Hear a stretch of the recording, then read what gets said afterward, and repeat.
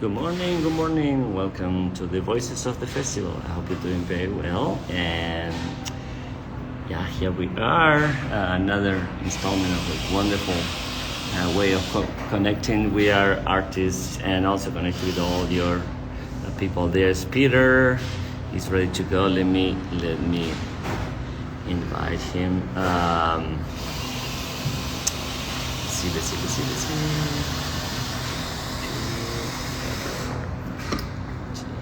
There we go. So I'm just seeing, a lot of people are joining us. Excellent. And let's see how Peter connects. Hopefully he will connect very soon. There we go. Hi Peter. Hi there. How you doing? Can you I'm put the good. camera a little down so you're a little... Yeah, I gotta figure There this you are. out. Yeah. That's a Lord little have better. mercy. We're just gonna hold it. That too. That's what I do. Yeah, so it is holding, so it's all good. How are you doing? I'm great. How are you? Good. Where are you? I am in the Timberlake campgrounds in Illinois, Oh, working with a what? company called the Timberlake Playhouse. We're doing a production of Lend Me a Tenor, which is a ridiculous, raucous 1930s era comedy about opera and madcap shenanigans. All right, that's fun. And Yeah. because you're not from that area, right? No. I just got here yesterday, actually. Oh, great. And so where are you from originally? I was born in Cincinnati, Ohio, but my parents moved to Budapest, Hungary when I was 6, and I grew up Uh, overseas for 12 years, and then I came back to the States in 2006 to pursue my college degree and my studies of voice. and when were you in Budapest all the time? From about 94 to 2006, yeah. Wow, that's major 10 years. And so you speak Hungarian. Edukichi, just a little bit.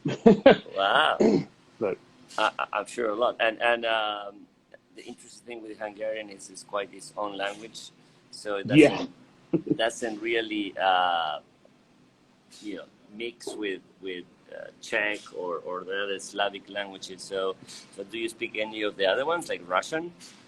no, just enough to sing Lenski from Onegin. But Okay. um, yeah, so I studied German in high school, and so I have some familiarity with a few of the other major languages I sing in. But um, yeah, Russian, that's difficult to me. So.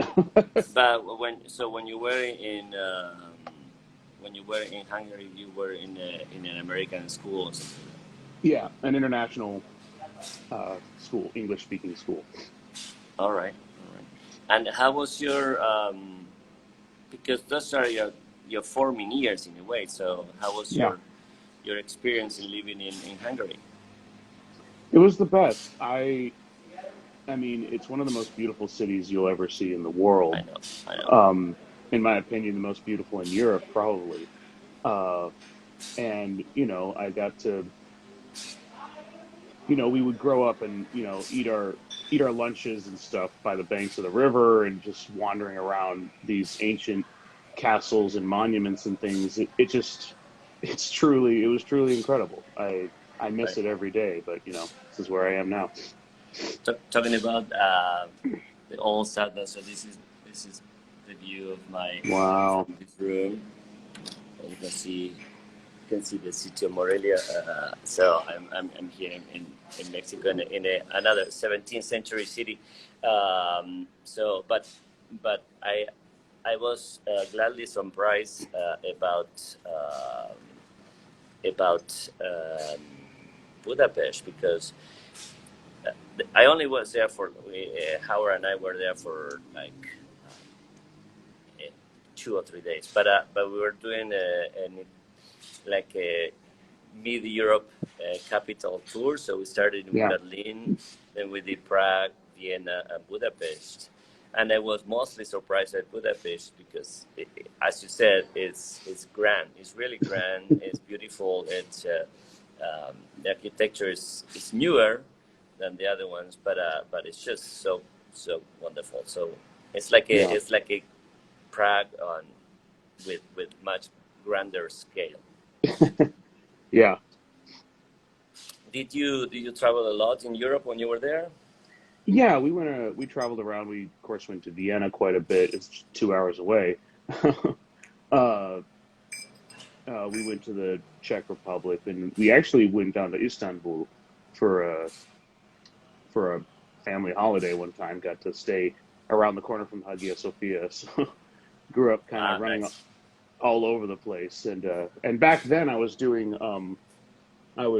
mission trips. And Okay. so like I ended up going to Brazil on my own, and a few other places, just France and that kind of thing, and just doing my own adventures off before I made the leap to come back to the States. And yeah, talking about Budapest and Istanbul, we feel that they are so far because psychologically, in a way, they're so far. But you know that in Budapest, there's a huge influence of the Ottoman Empire Oh with the yeah, bath and architecture. It was dominated by the Ottoman Empire for quite a while, or almost, and it was the German and the Austrians trying very hard to keep Budapest away from the Turkish, but it was right there. So yeah. it's not far. It's This the of course Hungarians it's a little stopped them. close. Oh, go ahead. No, I want to say, of course, Vienna is a little closer than Istanbul, but it's not that much difference. Yeah, it So well, the Hungarians preserved their history a lot. Like after the communist revolution, after the Soviet Union pulled out, they took down the statues and put them in a park. They didn't just destroy everything. There's an outdoor park called Statue Park that I actually would walk by every day on the way to the bus for school.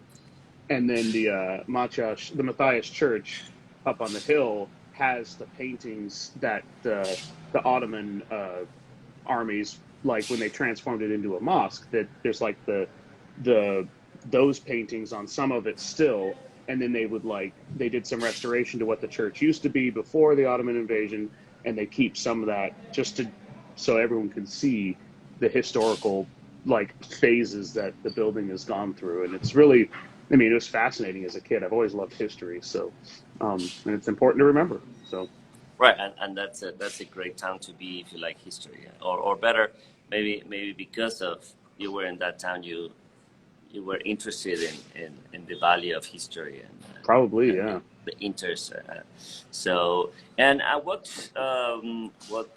How do you start your musical life? Did you start it there in Europe? Yeah, I mean, I sang in choir, and I was playing saxophone in the band, and my parents were very musical, not classically, but so I was learning guitar. I had a rock band. I wrote songs for a year and cut an album with my dad in our basement. Right.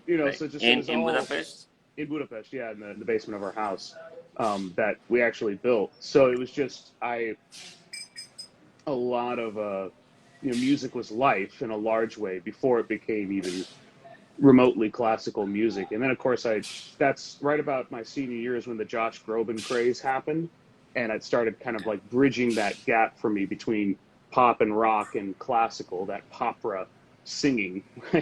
And Uh-huh. of course my parents had taken me to a few operas. My first opera was Carmen, and And in Budapest, I in assume. Budapest. Actually, wait, my first opera was Noce, but I was too young, and it was the old-fashioned Eastern European tradition where they would take a curtain call between every act, and the audience Right. would clap, clap, clap, clap, clap for. So it was about 4 hours long, and I was really young, and I was just losing my. I was so tired and so bored. I was just losing, because what did I know? But then later we saw Carmen, and that was much more streamlined. And I was a lot older, so I was able to just understand. I'm like, this is amazing. But so all those Well, how Looney old were you Tunes when you influences.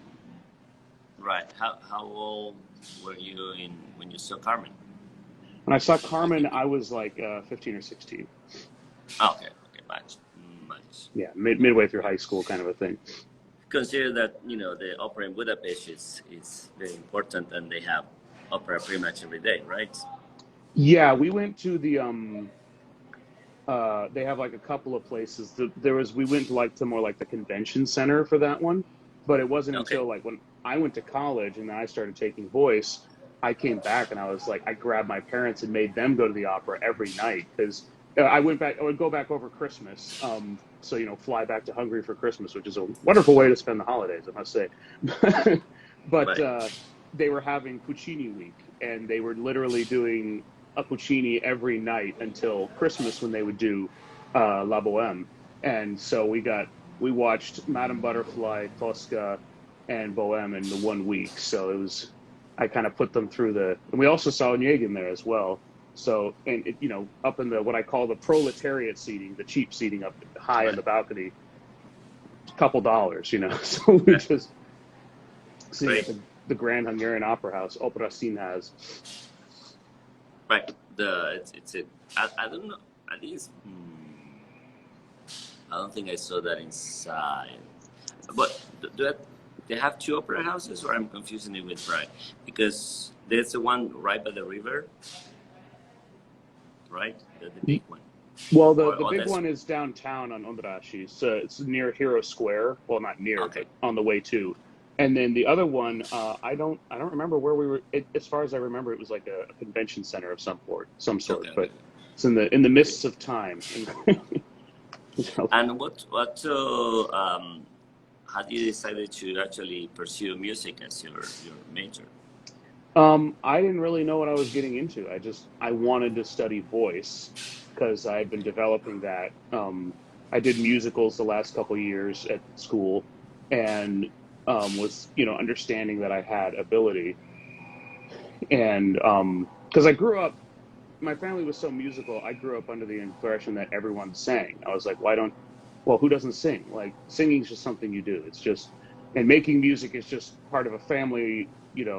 It's just family activity. Like we would sing four-part harmony in the car for like Christmas carols and stuff like that. Uh, We did a lot of music and a lot of road work together. So then of course I got older and I realized I'm like, oh, okay, this is something maybe mildly unique or something special, as it were. And so when I went to school, I wanted to study theater and I wanted to study music, and they let me do both. And the like rest is theater, history. you mean like straight theater, Yeah, not yeah, musical theater. just Okay. yeah, stagecraft, acting, everything. Okay. And and why did you decide to come to the States? I just wanted a new experience, and I wanted to experience college in America. And at the time, I mean, I guess now I would probably stay in Hungary and see what college is like there. But now I know what college is like in America, so I'm always kind of striking out for new experiences. But at the time, I was like, yeah, I want to go see what this is and study and see where it takes me, that kind of a thing. Okay. You feel like that? I mean, obviously you have a you feel an association with the States still, even though you grew up in Hungary, but certainly, I mean, you were here your first 5 years, right? Where in Ohio? Yeah, in Cincinnati, and I have like you know single memories of of the Right. time before Hungary. So Great. And so, where did you move back from Europe? Where did you go in college? I went to University of Mobile in Mobile, Alabama. Okay. A friend said their theater program and everything was great, so I didn't really get a chance to look at a lot of schools, and I didn't know what I was doing, so I just went, hey, sounds good to me, and went there. Um, and it ended up being there were a lot of opportunities to perform, because I would be in all the operas and scenes programs, and then I would be in all of the plays and musicals. So I was doing like anywhere from 5 to 7 shows a year Wow. of whatever various types and speeds. And so yeah, it ended up being, very fruitful for just sheer experience on stage. And were you doing, as you say, like straight plays and also musicals and opera? Oh yeah, yeah, I did. I sang Magic Flute, Tanino, when I was 19. Nice. Which is, looking back, that's crazy. But it was, we were all that age, and it was just one of those things where my teacher just heard, he's like, oh, he could do this, and so we did, and then we went on, and I did Count Almaviva in uh, uh, Barber of Barbieri. Seville, Mm-hmm. yep, and we did Johnny Skiki, we did some Gilbert and Sullivan, just on and on and on. Right. That's good. That's excellent. How was Mobile, right? Mobile, Alabama. It's a fun little town. It's got a lot of history as far as the Mardi Gras festival, which I came to understand when I got there. I was like, oh, okay, so you stand here in the sweltering heat and you get pelted with beads. Sounds good. Moon pies are pretty tasty. I came to Yeah. understand all that. But since then, I've developed a relationship with the Mobile Opera. So I've been back there several times. In the last 4 Okay. years, I did Traviata and Carmen. So it's Okay. been been a lot of fun. It's nice to be back Yeah, to yeah. the places that you spend, in your youth or your college years and your forming years. It's nice to come back. It feels so different, so it's very great. Yeah. And where is home these days? These days we live in Destin, Florida, so just outside of Destin, and Fort Walton, Crestview, Panama City, they're all kind of right in the same spot. So, and my wife works at a company called the Emerald Coast Theater Company as their scenic designer and technical director, and I am running around performing and auditioning and doing the thing. And I assume her job is what brought you guys to Yeah. Destin. Okay, great. And I've performed there quite a lot. I did several shows with them, and then I also I'm their resident vocal coach or voice teacher when they have need. They don't have a full conservatory yet, like they'd like to, because they do a lot of not outreach, but like classes for. Well, they do what they call the minis, so little kids, all the way up through high school. And I had music directed Matilda. I vocal coached a lot of them. I music directed and composed for our production of Treasure Island. It was a 6-person version, and my wife was Jim Hawkins, and I was just a pirate, But it was right at the height of the sea shanty craze on TikTok, so I just wrote all these old Anglican style and Irish sort of jig style, like folk songs that we could sing as our pirate characters, and I played the guitar on stage with it, and that was a task. It was a lot of fun though. Good. That's very interesting that you did that. I mean, so many hats there in that theater. So that's great. Literally too, I had to, in that show, I would have to, I was the doctor, so I'd put on a big fluffy wig, and I'd take it off, and I'd put on a hat, and suddenly I was a pirate, or I'd put down my patch, and I was another pirate, Right. And then sling a guitar over my shoulder and play a song. It was good stuff. That's true. Literally many hats. Quite literally many hats. Good. And so right now you are in Illinois performing this 1930s show. That's fun. Yeah. Good. So and you're coming back to Savannah, right, this summer? Yep, in August.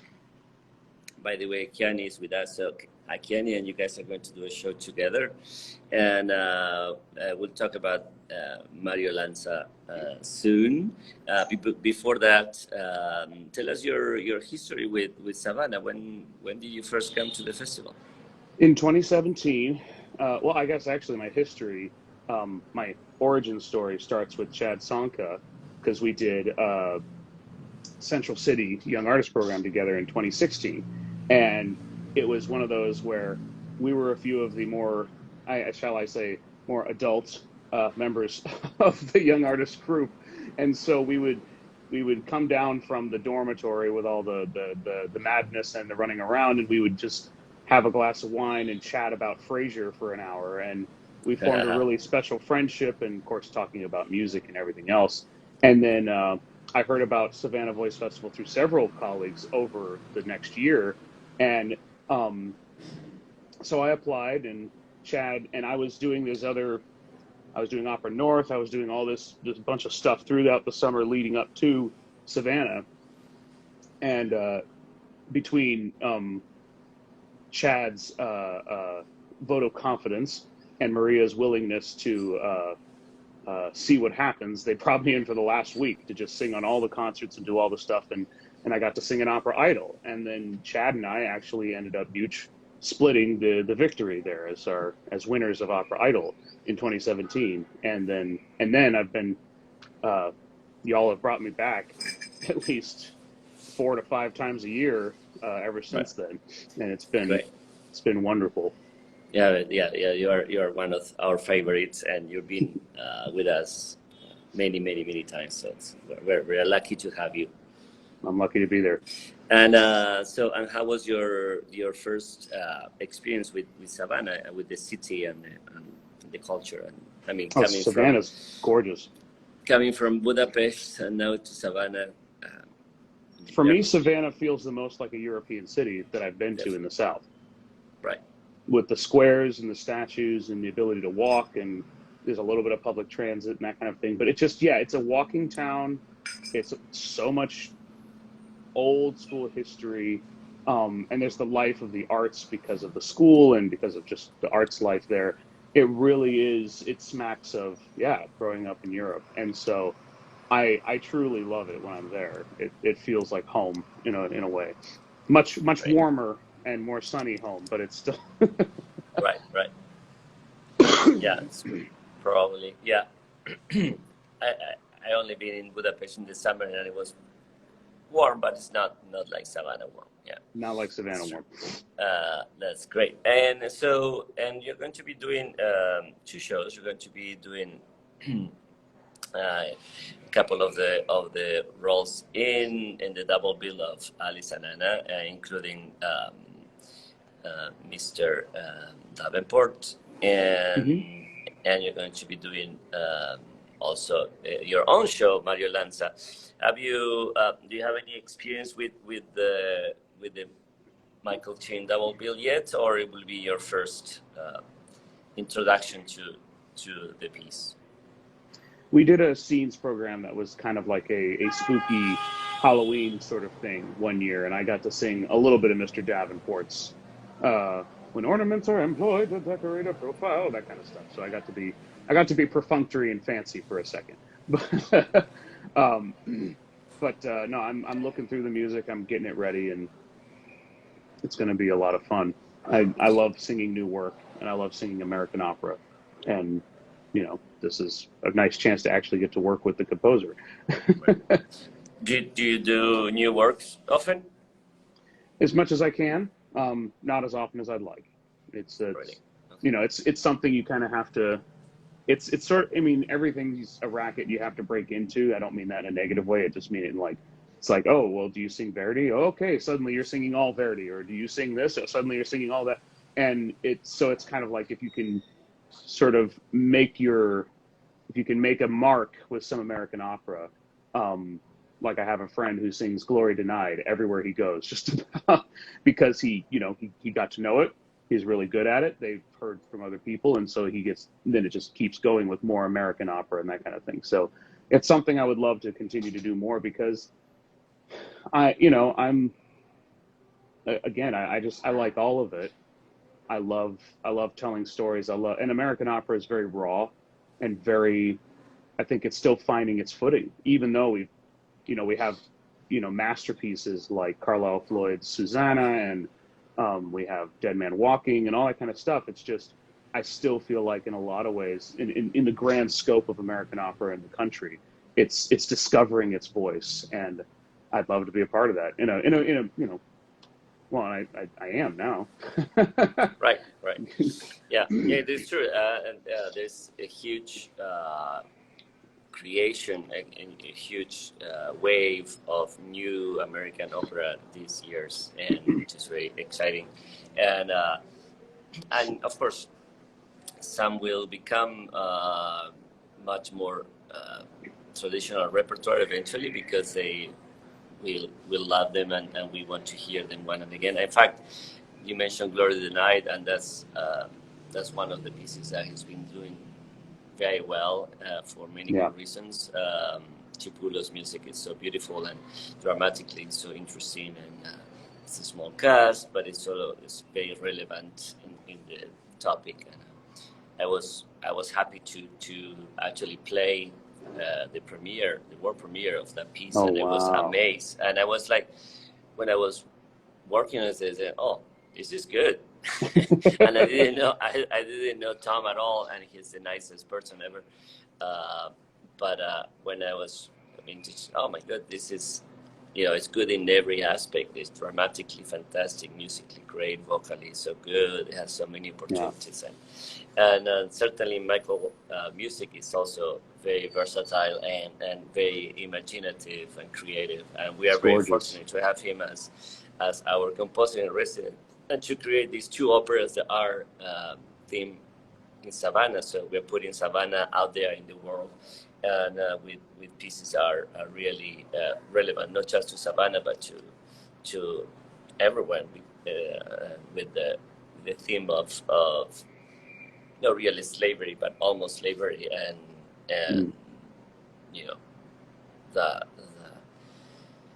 I would call it I mean, in Alice, the oppression of the weak, and the female oppression, and so there's a lot of wonderful themes, and the idea of restoration and restoring and valuing our culture in Anna, which is in a very fun way, but it still is very relevant. So Yeah. we're very happy to present this double bill together for the first time as a full evening. So and Michael has such a gift for melody. Of course, all the I don't mean to say that the choral parts aren't good. No, I'm just saying, like, there's something so natural and human and earth-like about his melodic lines. I first started singing his music with Speed Dating. I did Lurking, and then later did the sequel to the Wedding Feast, the sequel to Cenerentola last year. And yeah, it's a real pleasure on the throat to get to sing what the melodic lines that he writes down. It just, that's one of those things that you can't really well, I could sit there and analyze it till I'm blue in the face, but you just know it when you see it. You're like, oh, I'm going to remember that melody forever, because it's got that thing. It gets you easy, and it's very easy to get engaged with it, to learn it, to feel it, and and also he's such a great. He writes his own libretto, but also the way he sets some music, the libretto is very very word oriented, which I love, and so then you feel like the text is really well served in the music, so it's all fantastic.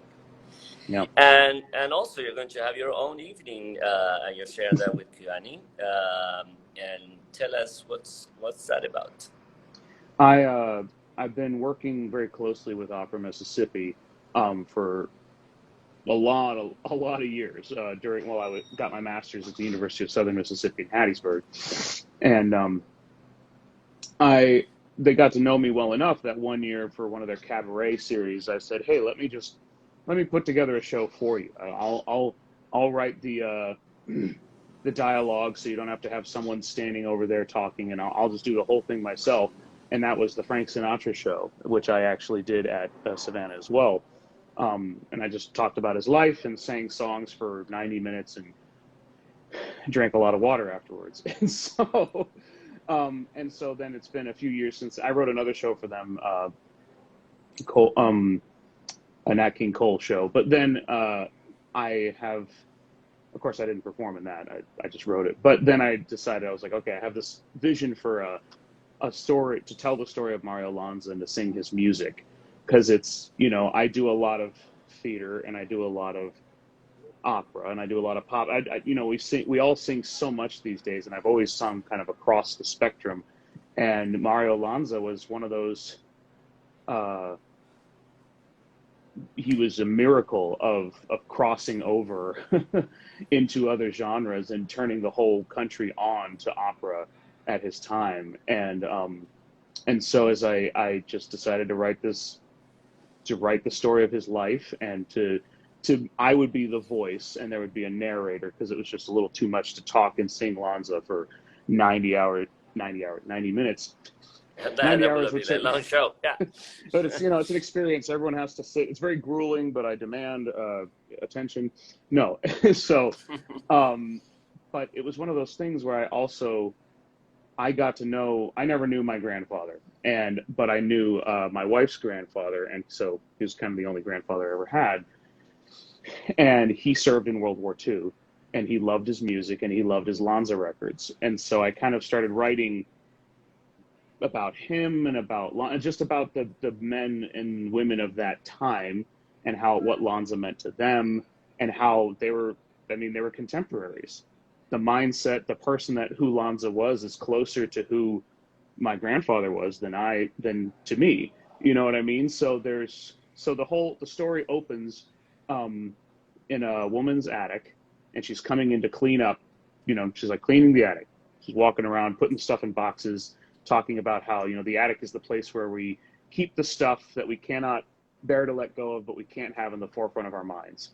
And, and then she starts talking about Mario Lanza and her grandfather, and she starts playing the record, and I start singing.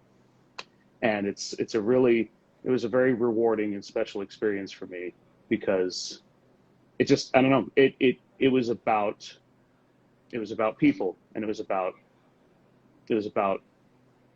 people who served in the war, and it was about music. And Lanza, he had a really hard life, despite the massive fame and success. What he found, and I guess I'm getting I don't want to give it all away, but he found that fame. He just found that it was isolating, and he was just a big kid, and he just wanted to have friends and sing. He didn't want the glory as much as he just wanted to perform, and it was hard for him. So it's a whole evening of some of the best music ever written in America. So Right. And in opera in general, because you do not just Oh yeah, the pop songs, but the famous tunes that he will make famous, and arias and his favorite arias, Neapolitan songs and things like that, which is also very charming.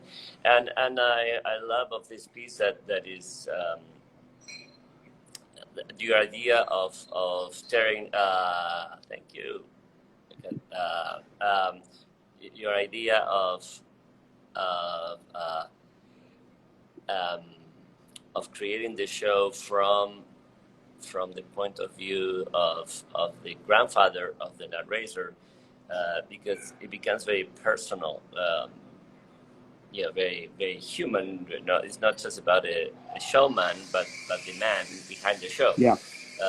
And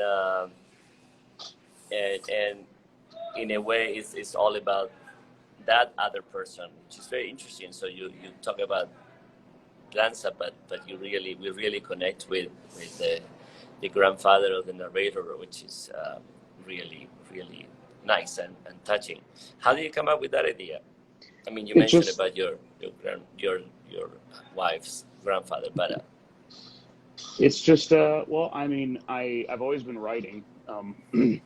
Writing stories and trying to write novels ever since I was, a teenager, and also writing music. Like I said, it's just that the creative, we're all creative in what we do, but for me, just like the act of creating something out of nothing was my number one goal that got me. I guess that's what really got me into theater and into music and everything else in the first place. I would learn. First time I learned an instrument, I was like, how many chords do I need to write my own song? So I wasn't as worried about like, oh, I want to learn all the chords. It was like, no, no, no, I got four. All right, done. I'm writing a rock song. So I wrote, and I hadn't played guitar more than 6 months by the time I'd already written a handful of songs because I was like, that's what I wanted to do. And Right. so it just, but when in a lot of, and so this was similar. It's just I had this idea. I'm like, I want to write about Lanza. I want to write about his life because mainly I was just like, I want to sing his music, and I need that. I want that to be a show. And then as I researched his life, I was just like, and I was like, I could maybe bring in a little bit about Grandpa, maybe something. And then I just, as I was writing it, I was realizing like I want to say a lot more about this woman, this character, and her life and her relationship to music, to Lanza, and then to her grandfather, and how Lanza connects her to that generation. And that was one of the big things is how music connects us to a place in time. Like I can still hear songs from, middle school that just I'm so, suddenly I'm 13 years old and just chilling in my room listening to music and like losing my mind because it's so awesome. And it's just that's what Lanza does for a lot of us and for me especially because it just takes me right back to this grandfather that I never thought I would have. And he never talked about his experiences in the war. He just he was one of those that was just like, no, that's done. He was in the bubble in the bomber. He was a gunner and Where? on in the big giant flying fortress bombers in the Pacific era of the war. Right on the Uh-huh. front, there was a little bubble that could like swivel, and so you're like hanging above thousands of feet above the ocean, and very exposed. And but he was a gunner, and so I can see why he wouldn't want to talk about that. But um, also his there. Well, I mean, I won't tell it again because I don't want to spill the ending. But there is he had a moment in which he was completing the war was on its last legs and he could finally go I mean, to home. talk about he the grandfather of the narrator, or he The Lanza? grandfather, the Right. actual like real good. That's the thing. These stories. It was a friend of mine helped me write some of it too, and we used some of the stories from her grandfather, who was also a World War II airman. So these are all the anecdotes are true stories uh, from a couple of men's lives in World War II, and so. Um, but there's a connection to music and like the peace of knowing that the war is over. And so it was just one of those things that I was like, okay, it just slowly happened on its own. As I wrote it, I was like, it just came out that way naturally, and became the more not just the Lanza story, but the shared story of all these people together, and it made it a more unique show experience than just being like in 19 whatever, not as much of Right. a history lesson, more of a story. So Great. Great. Great. And it feels like that. And how was your discovery of Lanza it's himself? I mean, because he had, as you say, he had a very particular story. it was one of those How I did had heard as oh go ahead. yeah, yeah, how did you research him? How did you discover how much you know? What was new when you write the show and all that?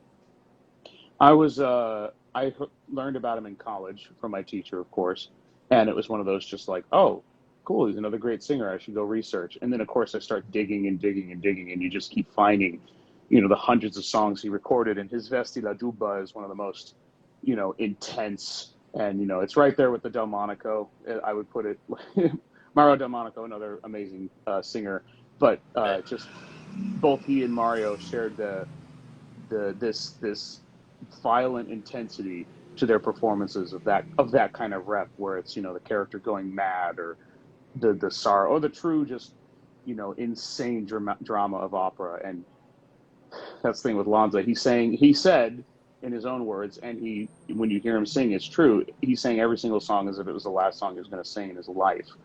And and then later I was doing other shows where we were doing a highlight of like they called it in this era, they called it the Italian invasion, because it was when he was dominating Hollywood and they were making American operettas, like Student Prince and stuff were like becoming these movies, and of course Lanza's singing all the music, and I sang a Student Prince song in one of my recitals when I was in college too. So it's just been kind of sprinkling throughout my life, and I discovered Be My Love and his pop side of things, which of course it's pop.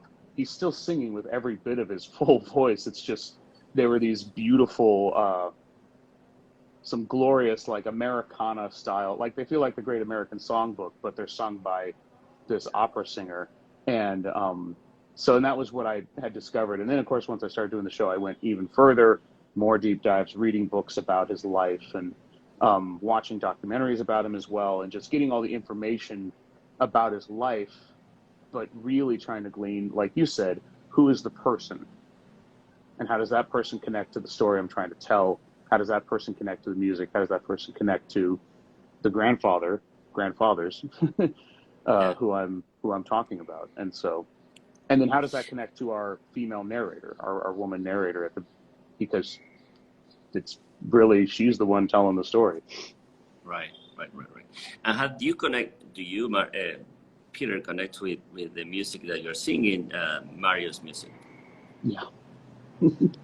I mean, of course, love the arias and everything. Yeah. I mean, it doesn't get any better than that. Right, because you chose all the, obviously all the arias, and Yeah. did you add any repertoire that he never sang because you think it was in the same style or something like that? I did some what we call deep cuts, which are, some of his less popular uh, recordings, but no, everything I'm singing he recorded at some point or another. Really? Oh wow. Yeah. And like I sing Una furtiva lagrima, and that's not something that he sang a lot, but he definitely sang it, and it's one that greatly influenced him because he was obsessed with the great Caruso.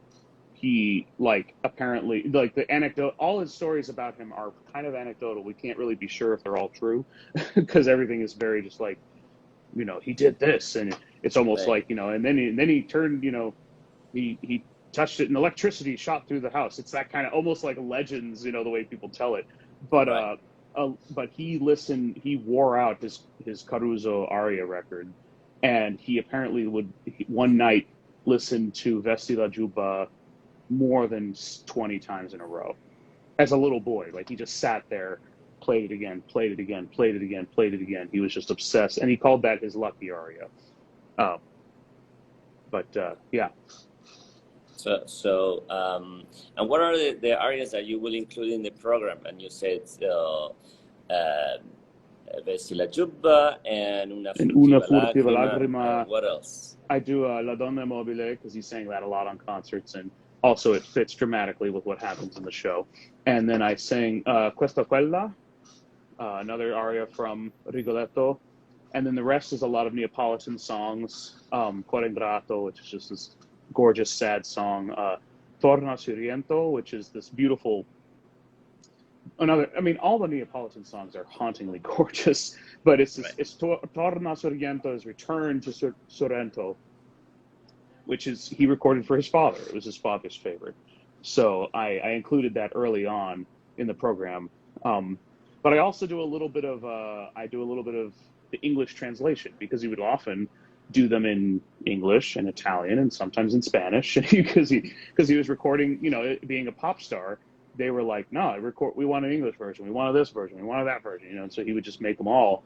And so I do a little bit of the English translation sometimes, and that's what I do also with a Granada, which is one of his most famous songs, because he did that in He recorded that one too? Yeah. Well, and he did it in one of his that. most famous movies. It's the grand finale because he's pulled into the army, which was a little bit biographical. He got drafted while he was still trying to study, and it was really hard for him because he was like, I'm trying to sing. I want to go to the Met, and now I have to, go sit in an army base in Florida. He did his duty. It was that time. But they did a movie of it years later where he was like a singing soldier, and he would, all these scenes where he's like singing over the microphone at the army camp, which I know that never happens.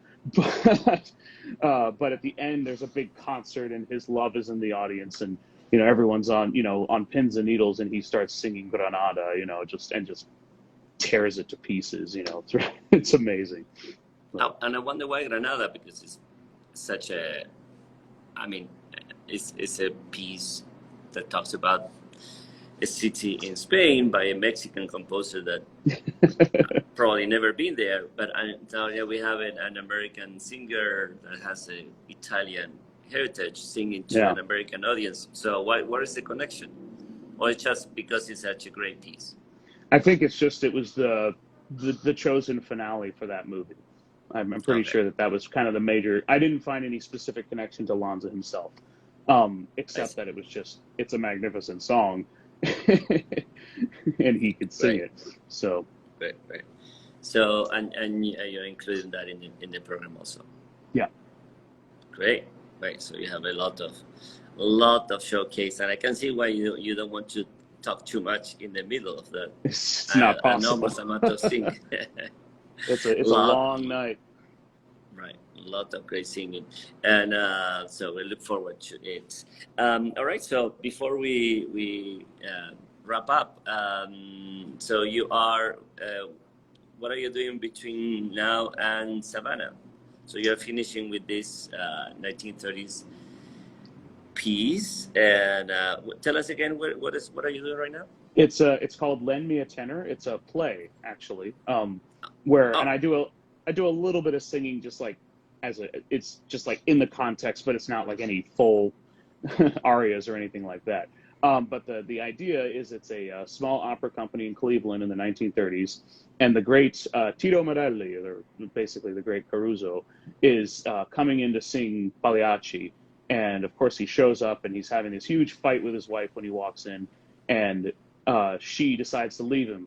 And so he's losing his mind, and so they give him his pills to try and get him to calm down and give him some wine, and he lays down on the couch and dies. Nope. And so the assistant has to put on the makeup, throw on the coat, because of course he secretly sings. It's a very Marx Brothers kind of storyline, and he has to run out and save the show and be Pagliacci, which happens off stage. But then, of course, right as he leaves and Act 2 is coming to a close, Tito pops up on the bed and he's alive. And so then, of course, Act 2 is two Pagliaccis running around, running through doors and mirroring each other, and all the women are chasing them and that kind of stuff. It's one of the greatest plays that Mel Brooks never wrote, I guess I could say. So. All right. Oh, that's great. I'm glad that they're doing such a fun story. Yeah. And after that, do you have something in between? You do something between this and Savannah, or just go back home and then you? Just go back home and practice and get ready for the shows. Yeah. Right. How do you keep it up? A show like that. I mean, what's your plan? Because it requires a lot of singing for that evening. I try to just do it in context. I try to just at least weekly sing through the whole show in one go, just so that my body is used to that and is not afraid of it. It's just endurance and longevity, really, more than anything. And so, of course, you do your usual practicing, and you do all the nitty gritty and trying to make all the little musical choices perfect. But that comes down to also just repetition. And so it's like, if I got 4 weeks in July, hopefully I can, every Friday just run the show, just sing through it, get through it, and then, by the time you get to the end of August, it'll be the old hat. That's the idea. Excellent. Oh, we look forward to seeing you in those 3 shows, actually. So, any parting words to our audience in Savannah? We love you.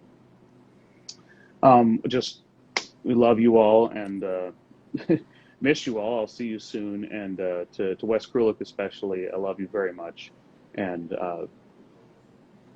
y'all are in my heart. I can't. There's no words. It's literally part of my heart. So yeah. The way we were very saddened with the loss of Julie, which was an integral part of Savannah from the beginning, and so we are very fortunate to have had her in our family, and we send our love to Wes, and we look forward to seeing him soon and supporting him, giving him a big hug. Yeah. So anyway, Peter, thank you so much for being with us all these years and for coming back this summer and for joining us today. It was wonderful talking to you and learn more about your history and Thank your you. story. All right. Likewise. And everyone else, I will see you next Friday. We'll hear more about our voices of the festival. See you next time. Take care. Bye-bye.